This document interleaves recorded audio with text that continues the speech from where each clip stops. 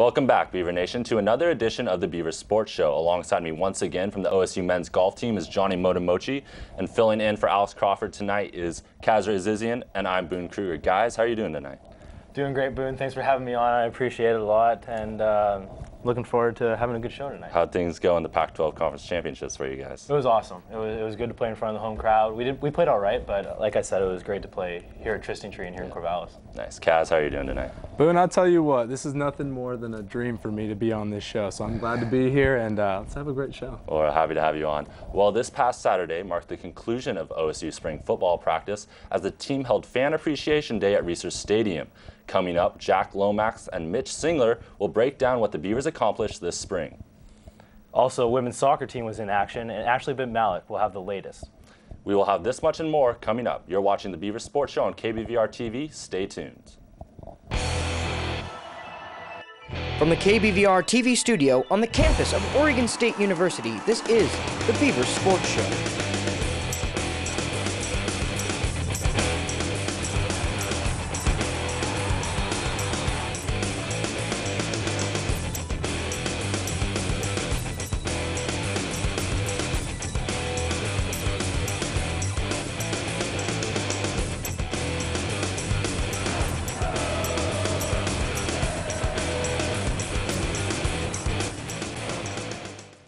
The Oregon State football team commenced spring practice this past Saturday as the team held Fan Appreciation Day at Research Stadium. Mike Riley's squad held a 95-play scrimmage, giving players the opportunity to compete against each other in front of Beaver Nation. Cody Vaz finished his impressive spring, throwing for 151 yards and 2 touchdowns, and Oben Watcham led all receivers with 4 catches for 96 yards and a score. Running backs Jordan Jenkins and Storm Woods also had solid showings, as Jenkins ran for 45 yards on 9 carries, and Woods bulldozed his way to 37 yards on 8 touches. Sports Show reporters Jack Lomax and Mitch Singler also had good showings, as Lomax completed 9 of 13 passes for 70 yards, and Singler grabbed 3 catches for 49 yards. With a recap of their team's spring ball, here's Jack and Mitch. I'm Mitch Singler alongside with Jack Lomax. We're here at Research Stadium, last day of Beavers football practice. Finished up with the spring game. We ran about 64 plays. Jack, how do you feel the scrimmage went today? It went pretty well. Riley even talked about it. He said a lot of good reps, players making plays. That's what he's looking for, and the young guys stepped up, so it's good. Overall, how do you feel the spring ball went for the Beavers? Made a lot of improvements. There's a lot of people hurt, which is big, in spring in any sport. So you got to get those guys back this year, and we'll be better for next year. What are the plans for the Beavers now going on into the off season? So now it's off-season workouts, and they start right away, as you know, and obviously strength, conditioning, got to get faster and stronger to prepare for the Pac-12 schools. We are now going to interview Jordan Poyer and Cody Vaz. We're here with Jordan Poyer. Jordan, we just finished up with spring ball. How do you feel spring ball went for the Beavers? I felt it went excellent, man. Everybody got better in every sort of way, and I'm excited for fall. Going into the off season, how do you feel the Beavers need to prepare? I feel like we need to have the same mindset that we came into spring ball with, just knowing that we can't be beat. Like it's unacceptable to be beat, and that's how we came into spring ball, and that's exactly how we need to come into fall. With your experience you have, and now being a senior on the team, how are you taking on the leadership role? Just leading by example. Being at practice, being all the meetings on time, being just the little things. Being everywhere on time, just doing what I'm supposed to do, and just leading by example. Finally, what's one thing Beaver fans want to know about Jordan Poyer? One thing Beaver fans want to know about Jordan Poyer. I'm actually a beast at sand volleyball. Beast. So if anybody wants to see me at sand volleyball in Oregon State or even in Oregon, come see me. Okay, it is unfair. It's unfair because he's from Astoria, Oregon, so he lives on the beach. It happens. It happens. It happens. Thank you, Jordan. I'm Jack Lomax here with junior quarterback Cody Vaz. Cody, how do you think spring ball went for the Beavers this year? I think it went really well, actually, Jack. Much better than last year. We had a tough year last year. How do you and how does the team find motivation coming up for a season like this? I think we've had a really good offseason and really good spring ball. Just the intensity is a lot better, and I feel like having a down year has really motivated us to do better this year. You yourself had a great spring game, a couple touchdowns. How do you feel about your performance? I thought I did all right. I threw a pick at the end. I would have liked to not throw, but I thought I did pretty good. Just got to keep working and getting better. And one last question. What's one thing that the Beaver fans should know about Cody Vass? I'm nice at 2K. There it is, guys. For Mitch Singler, this is Jack Lomax giving a recap from Beaver football. Tune in next time for Beaver Sports Show. Thanks, guys. Sports Show reporter Kimberly Parkin was also at Research Stadium to partake in the Fan Appreciation Day and caught up with some die-hard OSU fans. Kimberly? Hey Beaver fans, we're here today at Research Stadium to watch Fan Fest 2012. Let's see what the fans think about the spring football.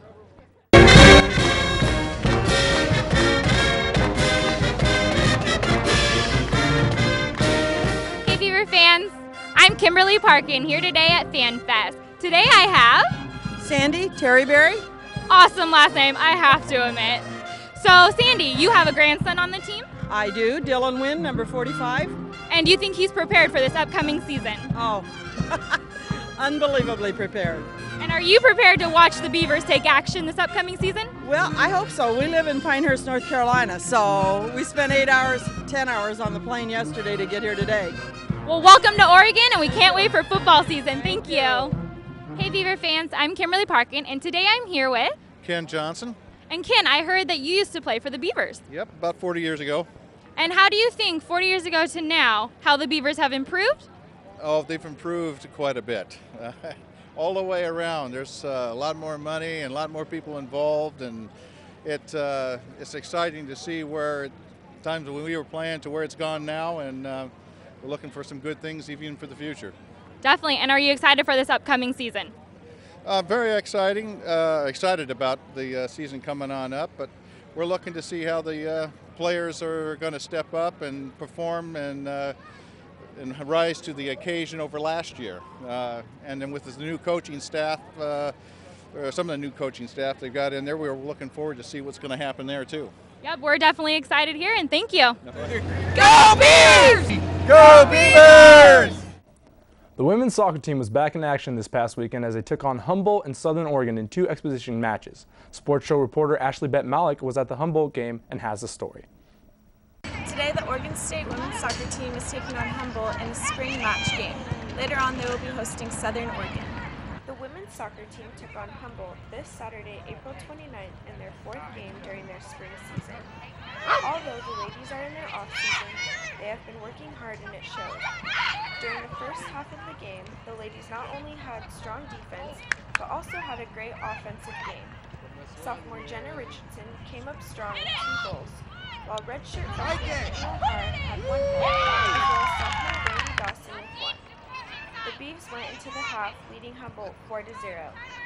During the second half of the game, the Lady Beavs continued to work hard defensively, and Brittany O'Hara came in strong with another goal. The women's soccer team shut out Humboldt 5-0. They took on Southern Oregon just after, and have 2 more games left during their spring season. They will be traveling to Seattle, Washington, taking on the Huskies this Saturday, May 5th at 5:30 p.m. The Beaver baseball team traveled to Los Angeles this past weekend to take on the University of Southern California Trojans. After winning Friday's opener 5-3, the Beavers fell flat on their last 2 games in LA. With more on the baseball team's weekend, here's Sports Show reporter James Chavez. The Oregon State baseball team lost their series against University of Southern California this past weekend at Dedeaux Field in Los Angeles. Kevin Keyes and John Tomasini both had hits for OSU during the series finale as the Beavers led 2-0 after the first inning. Starting pitcher Dan Child allowed 10 hits during Sunday's game before Taylor Starr relieved him in the 4th. In the second inning, the Trojans scored 4 and took a 4-2 lead. They added to this lead in the 3rd with a single from Roundtree. The Trojans, who are 22-17 overall and 7-10 in the Pac-12, won the game 6-2 over the Beavers, who fell 28-14 overall and 9-9 in the Pac-12 conference. The Beavers will host Stanford in a 3-game series at Gau Stadium this weekend. I had the opportunity to cover the OSU men's golf team this weekend. Let's take a look at how they did. Well, this past weekend, the first ever Pac-12 golf championships were held here in Corvallis at Trissing Tree Golf Club. The Oregon State Beavers as a team posted a 7-over after 4 rounds, finishing 5th place in the tournament. The Beavers did, however, finish ahead of number 9 Stanford and number 13 Washington. Nick Chinello led the Beavers, shooting a .284 4-under for the weekend and finishing 11th individually. The Beaver Sports Show own Johnny Motimochi shot a .294, finishing 30th overall. The Cal Bears beat Oregon in a 2-hole playoff for the team honors, and Andrew Young of Stanford took the individual title. Overall, a successful tournament for the Beavers as they wrap up their regular season. This is Kaz reporting from the Beaver Sports Show. Back to the studio. The women's rowing team took on the 16th ranked Washington State Cougars this past weekend at Wawawe Landing on the Snake River. Men's rower and sports reporter Morgan Bowman has the story. The Oregon State women's rowing team traveled to Paloma, Washington to face the fierce Cougars of Washington State. The girls took 5 boats with them, which included their Varsity 8, JV 8, Varsity 4, Novice A boat, and their Novice B boat. Up in Washington, the girls raced 2,000 meters down the Snake River against the 16th nationally ranked Cougars. On Saturday, the Beavs lined up to duel Washington State and make a name for themselves. The racing conditions with a 10-mile-an-hour headwind were not ideal, but the girls fought hard and gave it their all. Washington State's varsity boat finished with a time of 6 minutes and 50 seconds, which was the fastest time of the day and 3 seconds ahead of OSU. Not doing as well as they hoped for, Katie Zimmerman, a varsity rower, mentioned that you can't win them all, but we fought till the end and are going to train extremely hard over the next 2 weeks where they are going to race on the Pac-12 Challenge. Also, after speaking with some of the novice girls and seeing their results from the race, the weekend did not go the way they expected. Oregon State's Frosh boat had an upsetting finish as they crossed the line 17 seconds behind Washington State, who finished with a time of 7 minutes and 19 seconds. Josephine Kurtz, a novice rower, stated, "We worked very hard and well together, and I believe we ended our season successfully," after her boat finished first with a time of 7 minutes and 25 seconds and a substantial lead on the Washington State. Overall, the Beavers had a tough weekend in Washington, but they hope to come back and make a statement at the Pac-12 Challenge in Sacramento, California. The Oregon State women's golf team played in the inaugural Pac-12 championships in Pullman, Washington this past weekend. The team finished in the 11th spot, and sophomore Lauren Sewell led the way, placing tied for 29th at 10 over par. Freshman Annika Yu placed tied for 39th, while Sesha Tellez and Whitney French tied for 44th.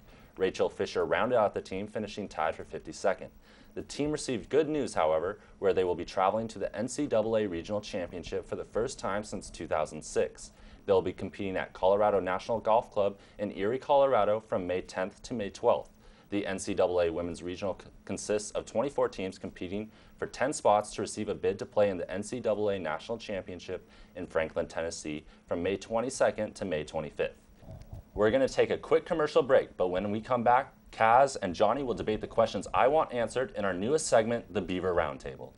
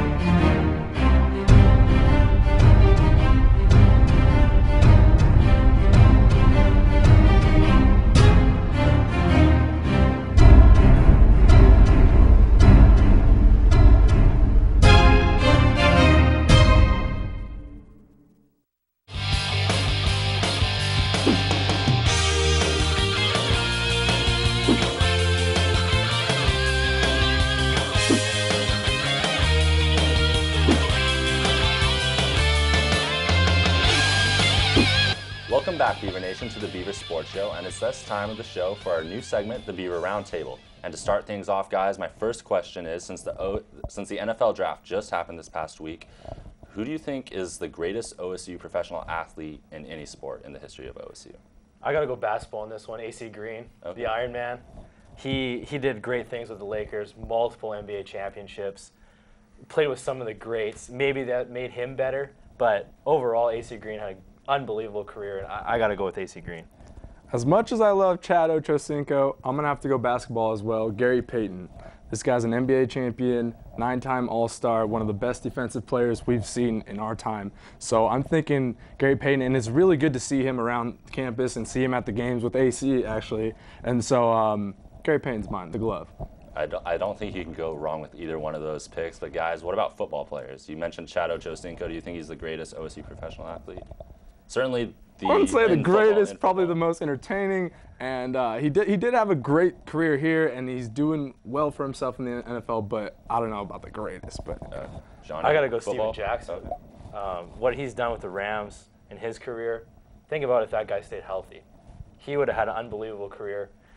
Steven Jackson, he still gets 1,000 yards every year, Pro Bowls almost every year. For the Rams too. Yeah, exactly, exactly. With pretty much zero O-line help. It's got to be Steven Jackson for me.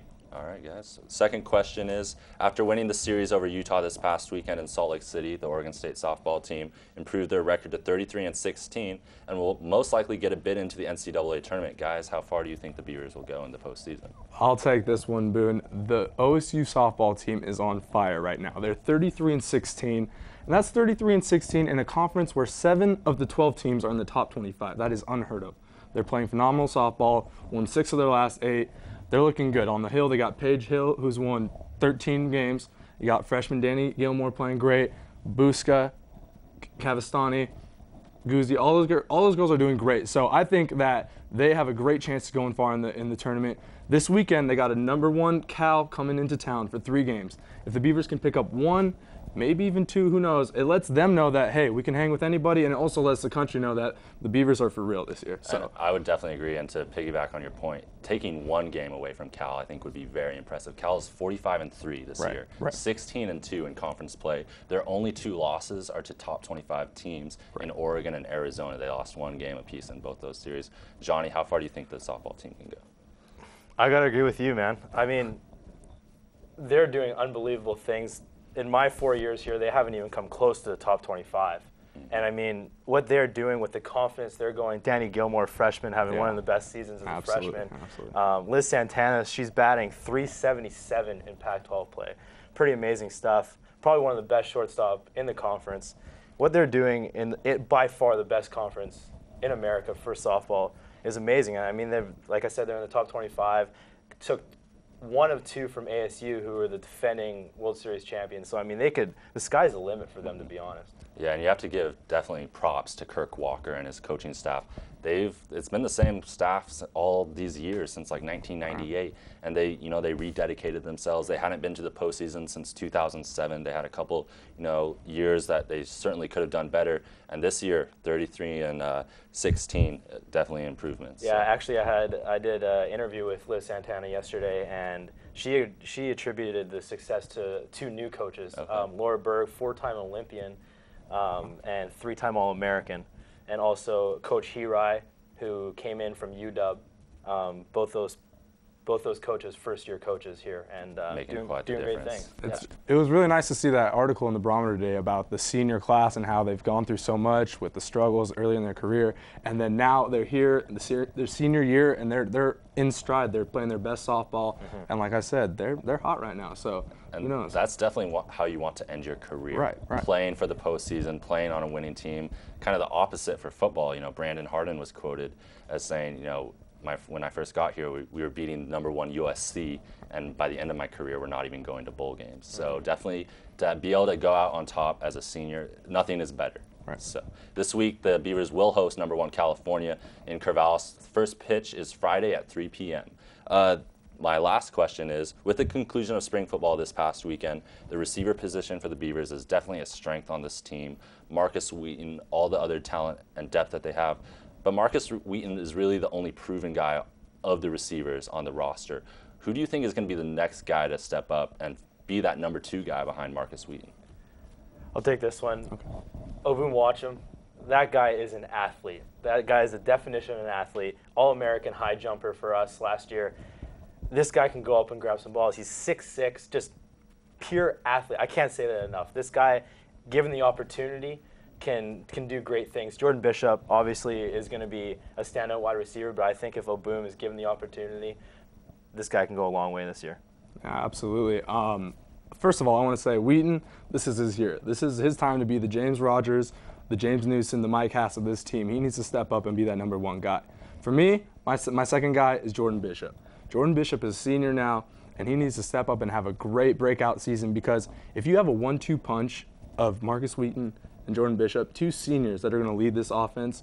It's looking good. And not only is that good for us, it's good for Brandon Cooks, because what it does is it takes the attention of the defensive backs onto Bishop and Wheaton, and that's going to leave Brandon Cooks open for some deep plays, because he's a speedster. He's young, he's athletic, and he gets down the field. And we all know that Mannion has an arm, so we know that we could be seeing some big plays from the Beavers if those 3 really gel together on the wide receiving court. I agree with Kaz, but I really do think if Watcham does get the opportunity, he can be better. We saw it in the spring game. He led the receivers with catches.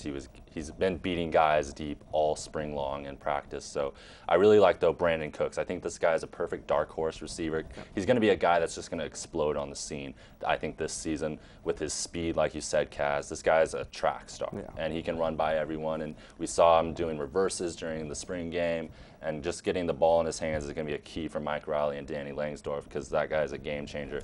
But I also like Jordan Bishop a lot. I just hope he can stay healthy. He was out for spring ball with an injury. If he can come back, he's that senior guy. He's seen it all. He just needs to be more consistent, and I think he will as long as he's healthy. No love for Watcham? Dude, I gave Watcham love. I think he's going to be a guy. He's a little raw, but I think once he gets that more game experience, he'll be fine. I think it's a good pick, Johnny. It's definitely a good pick. Well, that wraps up this week's segment of the Beaver Roundtable. And before we end the show, don't forget to tune in this Friday to Against the Spread Sports Talk from 2 to 4 on KBVR FM. Guys, any last thoughts? Softball. I mean, we gave him huge props on the show. Right? You guys should go out and watch them. Oh, absolutely. I think it's Beaver Nation's responsibility to get out there and support them. We got the #1 team, and we got a softball team that's playing great softball right now. So hopefully there's going to be a lot of fans out in the stands. Senior day as well. Senior day too. And don't forget about no reason not to be there. Don't forget about the OSU baseball team, as they're hosting Stanford this weekend at Goss Stadium. First pitch is Friday at 5:35. And on behalf of Johnny Motomochi, Kaz Zizian, and everyone here at the Beaver Sports Show, I'm Boon Kruger. Hope you have a great night, and we'll see you back here next week.